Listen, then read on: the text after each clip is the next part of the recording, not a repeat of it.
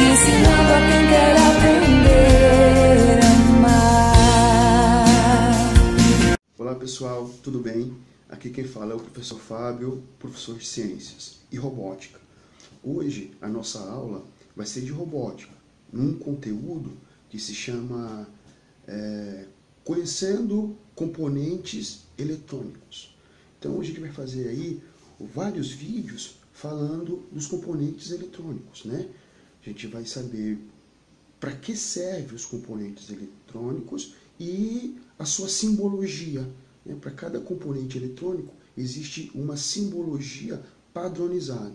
Então esse é o nosso objetivo da aula hoje de robótica, conhecer os componentes eletrônicos. Bom, antes de falar dos componentes eletrônicos, eu vou lembrar uma aula que nós tivemos presencial, que foi falando sobre circuitos eletrônicos. Né? Nós fizemos um circuito eletrônico na sala de aula, com um motorzinho. Não sei se vocês se lembram, mas foi feito. Bom, nós fizemos um circuito eletrônico bem simples. Né? Nós tínhamos lá um par de pilhas AA, nós tínhamos fios e nós tínhamos também um motorzinho. Então, com esses três componentes, nós fizemos um circuito eletrônico. Eu vou só relembrar aqui um circuito eletrônico e o nome desses equipamentos. Bom, eu vou direcionar agora a câmera para um folhetozinho aqui, ó, informativo, ok? Vou dar uma pausa e vou direcionar, certo? Bom, voltei novamente aqui. Bom, eu estou aqui com um circuito eletrônico bem simples, né? Então, quais são os componentes? Aqui eu tenho a nossa fonte, né? A fonte que vai gerar a energia, vai gerar a eletricidade. Esses elétrons que estão saindo aqui da fonte, ele tem que passar por condutores. Então, tá aqui, esses dois fios aqui, eles são os condutores. São eles que vão conduzir os elétrons que estão saindo aqui da nossa fonte. E por último, nós temos aqui a nossa carga. A nossa carga, ela é um motorzinho, né? Um motorzinho DC de 12 volts. E qual é a função desse motorzinho aqui? É pegar os elétrons que estão saindo da fonte, passando pelos condutores e transformar em algo útil para nós. Nesse caso aqui, ele vai transformar essa energia elétrica em movimento. Né? Vou conectar aqui, vou ligar aqui, ó. Ó aqui. Tá vendo? Então, a energia elétrica está sendo transformada em energia mecânica, em movimento. Né? Isso daqui poderia ser aplicado nas rodas de um carrinho, né? No eixo de um carrinho. Então, é basicamente isso. Então, isso daqui é um circuito eletrônico simples. Se você observar, nós temos apenas uma carga. É lógico, se você pegar um equipamento mais tecnológico, ele vai ter muito mais cargas, né? Vou dar um exemplo aqui, ó. Vou tirar essa galerinha de cena e vou dar um outro exemplo aqui, ó. Tá vendo aqui, ó? Isso daqui é uma fonte, né? Uma fonte de computador. Olha o tanto de componentes eletrônicos que tem aqui, ó. Né? Olha o tanto. Nós temos aqui, ó, capacitor e nós temos aqui pequenininho, ó, os resistores. A nossa primeira aula hoje é para falar sobre os resistores, né? Aqui nessa placa aqui, nós encontramos vários resistores, né? Ó, de vários tamanhos, ó. Aqui eu tenho um resistor, tenho outro resistor, tenho um outro resistor aqui, ó. Eu tenho um maiorzinho, tá vendo aqui, ó? Eu tenho um maiorzinho aqui, ó. Tá vendo? Aqui, ó, maiorzinho, resistor. Eu tenho um outro resistor aqui, ó. Tá vendo? Esse daqui já é bem maior. O resistor tem as faixinhas aqui. As faixinhas é muito importante. Então, o objetivo da nossa aula hoje é saber um pouco para que funciona os resistores em um circuito eletrônico. Ok? E nas aulas posteriores, nós iremos saber outros componentes, né? Próxima aula, a gente vai ver esse componente aqui, ó. Esse componente aqui ele é um capacitor. Resumindo, a função dele é armazenar elétrons, né? Temos aqui um capacitor médio, temos aqui um capacitor pequeno, temos aqui um capacitor grande. Então, esse vai ser esse o objetivo da nossa aula, entender os componentes eletrônicos, ok? Beleza. Aqui, pessoal, eu tenho um esqueminha, né? Aqui eu tenho um esqueminha. Esse esqueminha, ele tem como objetivo mostrar pra gente. Então, se a gente for comparar aqui, fazer uma analogia, esse daqui seria a fonte, seria esse daqui, tá vendo? Essa daqui é a simbologia. Existem vários tipos de simbologia para fonte. Nesse caso aqui, essa simbologia aqui é para pilhas e baterias, né?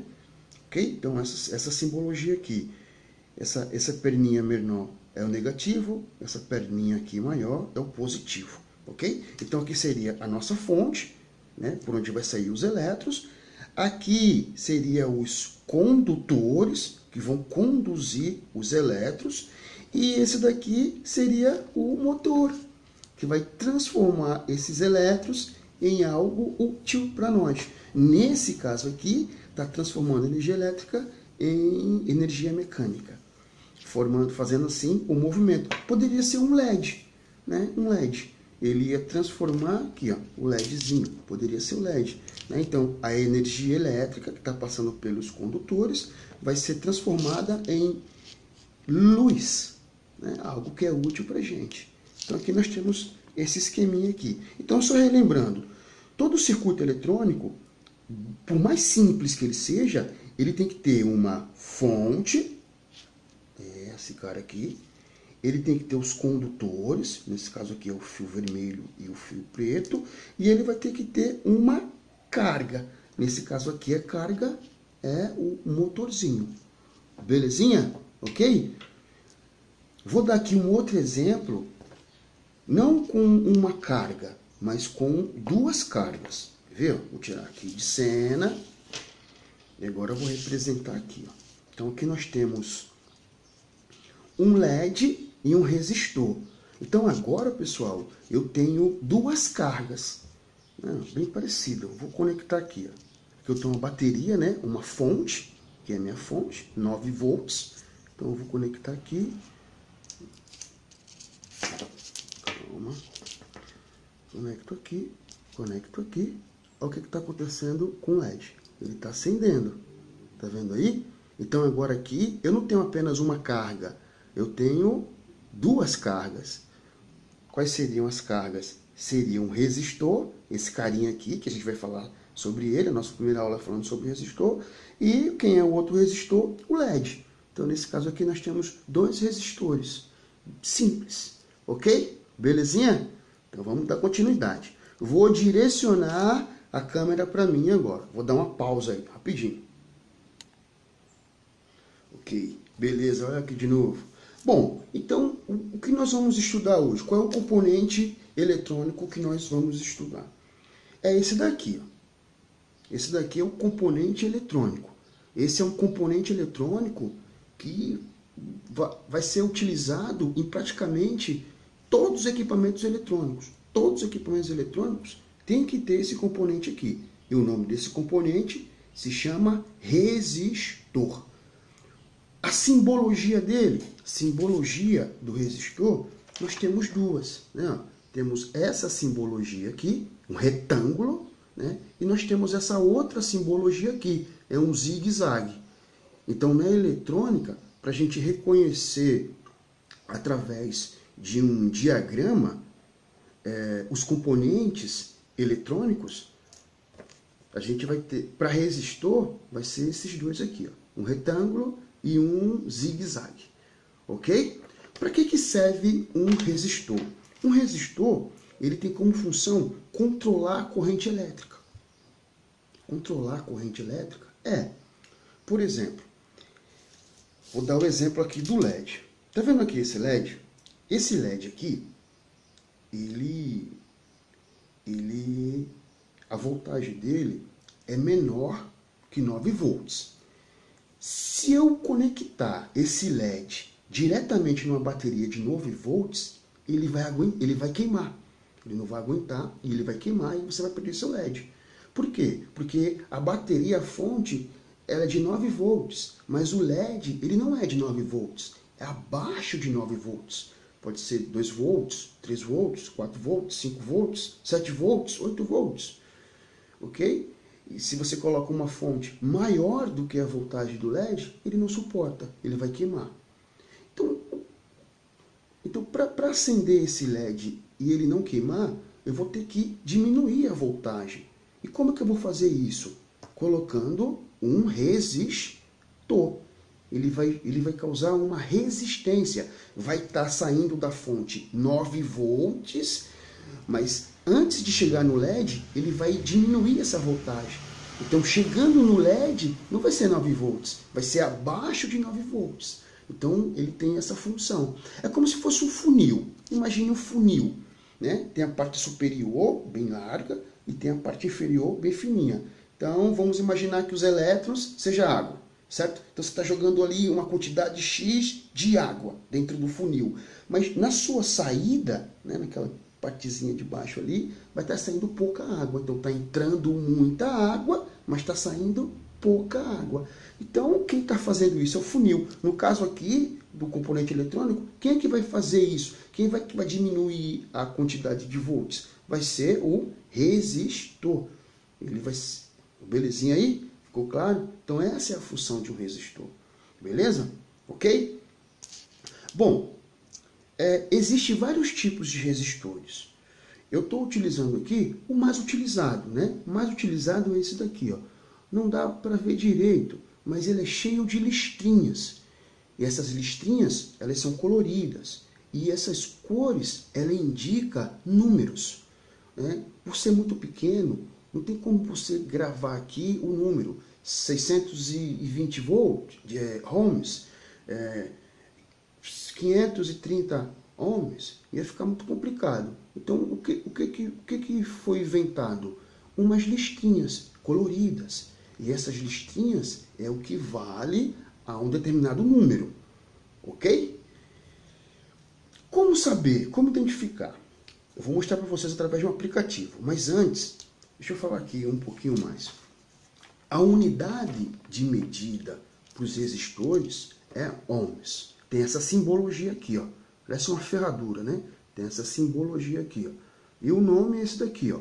Ohms. Ou ohms, ou ohms no plural, né? Aqui eu tenho um exemplo. Então aqui seria 10 ohms. Ok aí? O que acontece com esse resistor? Ele aquece. É o preço que ele vai pagar por aguentar essa quantidade de elétrons que está entrando nele. Então ele vai aquecer. Ok? Ficou claro isso daí? É aplicado isso daqui no nosso cotidiano. Vamos imaginar um chuveiro.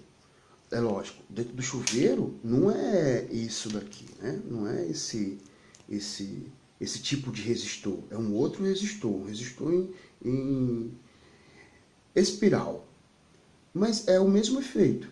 Vai estar entrando ali a energia elétrica e esse resistor ele vai aquecer, ele vai segurar, ele vai causar uma resistência. E qual o preço que ele vai pagar? Ele vai esquentar. Então ele vai aquecer. Esse aquecimento ele vai passar para a água, por isso que a água vai descer quentinha. Mesma coisa o ferro de passar roupa. Você coloca ele na tomada, então está saindo energia elétrica. Lá dentro vai ter um resistor, vai ter uma resistência. Essa resistência, qual o preço que ela vai pagar? Vai aquecer. Então o ferro vai ficar quente, então você vai conseguir passar a roupa. Belezinha aí? Isso daí se chama efeito Joule na física. Efeito Joule. Ok aí? Beleza, pessoal? Então, essa é a nossa aulazinha de hoje. Falar um pouquinho sobre o resistor e para que ele serve. Então, o resistor, ele serve para controlar a corrente elétrica em circuito eletrônico. Beleza aí? Obrigado e até a próxima aula. Nós iremos ter outras aulas falando sobre componentes eletrônicos. Certo? Belezinha? Ok. Brigadão aí, pessoal. Até a próxima.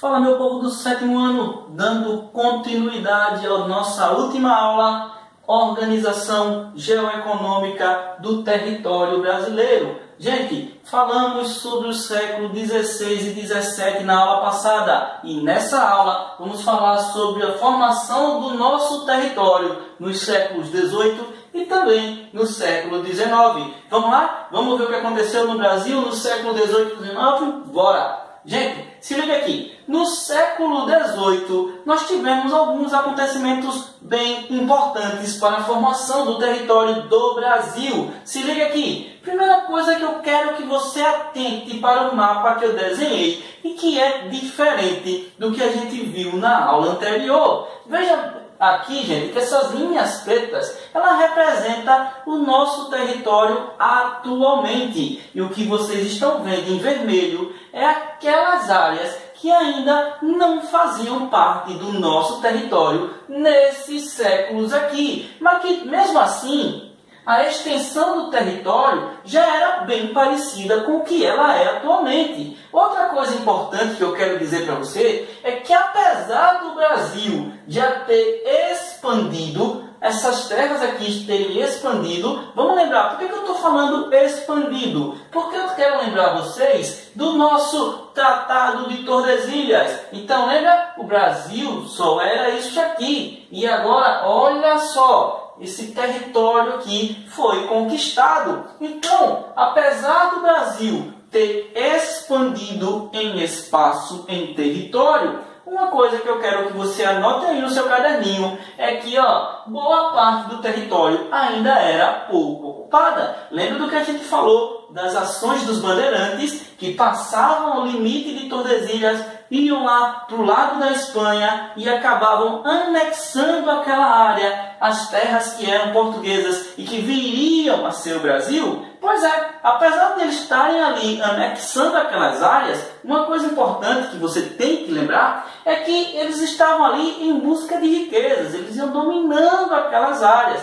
que viriam a fazer parte do Brasil. Então veja só, o Tratado de Tordesilhas já não estava valendo mais. Por quê? Porque novas áreas foram anexadas. Mas aí, uma coisa importante também.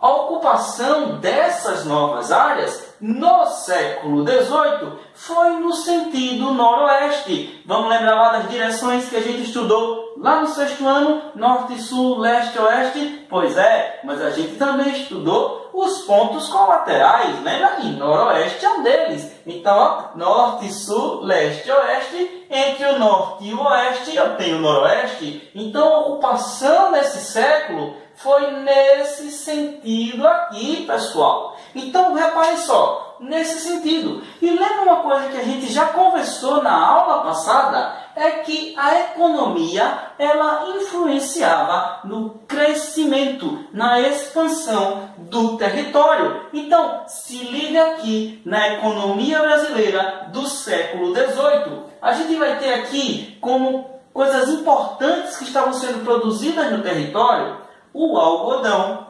inclusive para Alagoas. Lembra da bandeira de Alagoas aí? De um lado você tem a cana-de-açúcar representada, do outro lado você tem o algodão. Isso significa, gente, que o algodão sim, também foi muito importante para a história aqui de Alagoas, mas de vários locais do Brasil. Cana-de-açúcar, que a gente já falou sobre ela e da sua importância. A mineração, certo?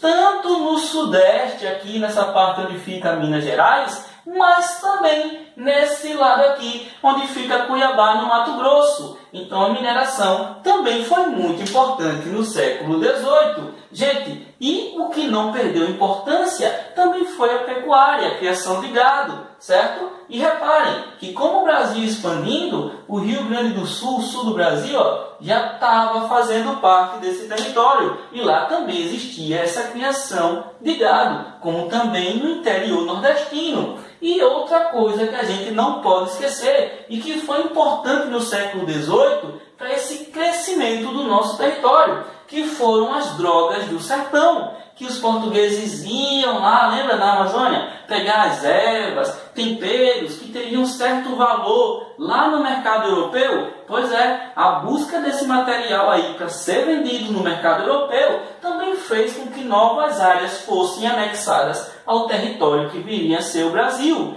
Isso no século XVIII. No século XIX, há uma mudança também. A gente vai ter o seguinte: novas atividades econômicas que ajudaram no crescimento econômico, mas também no crescimento do território brasileiro. Não estou dizendo aqui que essa economia do século XVIII, que o algodão, a cana-de-açúcar, a mineração, eles deixaram de ser importantes. Não, o que eu estou te dizendo aqui é que no nosso território surgiram no século XIX novas formas de se ganhar uma renda extra, ou seja, novas atividades econômicas que geravam riquezas para o território brasileiro. Quais foram elas? Nós vamos ter a cafeicultura. Gente, surge no século XIX o café com muita força. Não que ele não era cultivado no Brasil, mas agora no século XIX é que ele vai começar a ter uma importância no nosso cenário econômico. E não só o café, a gente vai ter também a cultura do cacau. Isso, pessoal, o cacau, para quem não sabe, é com o cacau que a gente faz o chocolate. E o cacau também começou a ser cultivado e ele gerava um lucro aqui para o nosso país. Um lugar aqui no nosso Nordeste, que é o primeiro lugar, que é o número 1 em produção de cacau, é no sul do estado da Bahia, aqui no nosso Nordeste, pessoal. E o cacau foi muito importante também para a geração de riqueza no nosso país. E um outro produto importante, que teve sua importância aqui no século XIX, foi o extrativismo do látex. O que é o látex? É conhecido como borracha, pessoal. E ele é encontrado aqui, ó, na região norte da Amazônia. O pessoal vinha para cá, encontrava uma árvore chamada seringueira. Eles faziam os cortes, uns arranhões nela, e ia saindo um leite branco. A gente chama isso de látex da seringueira. E era utilizado para fazer a borracha. Vai surgir aí o ciclo da borracha. Por que a história do látex é importante? Como esse produto estava sendo muito procurado, porque os pneus dos carros, os pneus dos automóveis, os primeiros automóveis, eles eram feitos de látex, que era retirado da seringueira, que é uma árvore natural aqui do norte do Brasil. E o que vai acontecer? Por que ela é importante? Porque muita gente começa a explorar essa borracha aqui na região norte do Brasil. Inclusive, são os brasileiros que começam a ir para outros lugares, ou seja, terras de outros países, para fazer o plantio de seringueiras, para retirar o látex e vender, porque tem um valor muito alto no mercado. E aí a gente vai ver vários brasileiros indo para essa região do Peru, que atualmente é um estado brasileiro chamado de Acre. E a gente só vai falar do Acre e de como ele veio a fazer parte do Brasil na nossa próxima aula. Mas a revisãozinha da gente agora vai ser o seguinte: entre o século XVIII e o século XIX, o território brasileiro já estava mesmo quase que praticamente formado, porque ele já tinha a configuração dele, do nosso território, era muito parecida com a atual. A gente viu também que, apesar de muito grande, boa parte do nosso território eram de vazios, porque tinha poucas pessoas morando, certo? Poucas pessoas ali. E a gente também percebeu que essa ocupação do século XVIII foi nesse sentido aqui, no sentido noroeste. Percebemos também que no século XIX as novidades foram as novas atividades econômicas, como a cultura do café, que começou a se destacar no cenário econômico, e também a cultura do cacau, que trouxe muita renda para o nosso país. E o extrativismo do látex, que foi responsável pela expansão aqui e uma maior exploração lá na região norte do Brasil. Pessoal, a história do Acre e dos tratados que oficializaram o contornos do território brasileiro, nós vamos ver na nossa próxima aula. E eu espero por você. Não deixa de ver, tá ok, pessoal? Forte abraço e até a nossa próxima aula. Tchau!